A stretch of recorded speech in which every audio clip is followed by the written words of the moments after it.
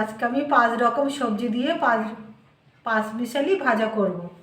বিটুলি কেটে নিয়েছি, আলু কেটে নিয়েছি, গাজর কেটে নিয়েছি, ওলকপি কুচি করে কেটে নিয়েছি আর শিম কেটে নিয়েছি। আমি এবার গ্যাসটা জ্বেলে নেব।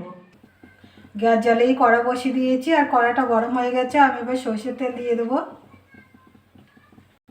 তেলটা গরম হয়ে গেছে, আমি গোটা জিরে দিয়ে দেবো। এটা ভাজা হয়ে গেছে, আমি এবার পেঁয়াজ দিয়ে দেবো। পাতা একটু ভেজে নেবো।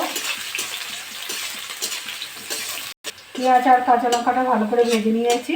আমি এবার সবজিগুলো দিয়ে দেবো।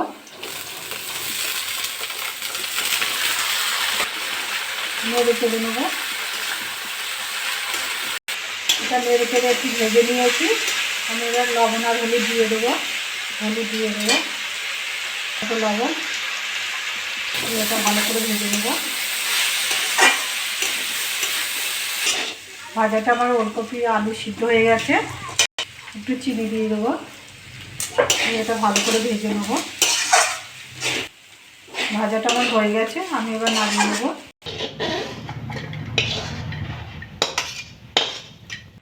দেখুন কি সুন্দর হয়েছে। এরকম করে বাড়িতে করে খাবেন। ভালো লাগলে আমার চ্যানেলটাকে লাইক করবেন, শেয়ার করবেন, কমেন্ট করবেন, সাবস্ক্রাইব করবেন। ধন্যবাদ।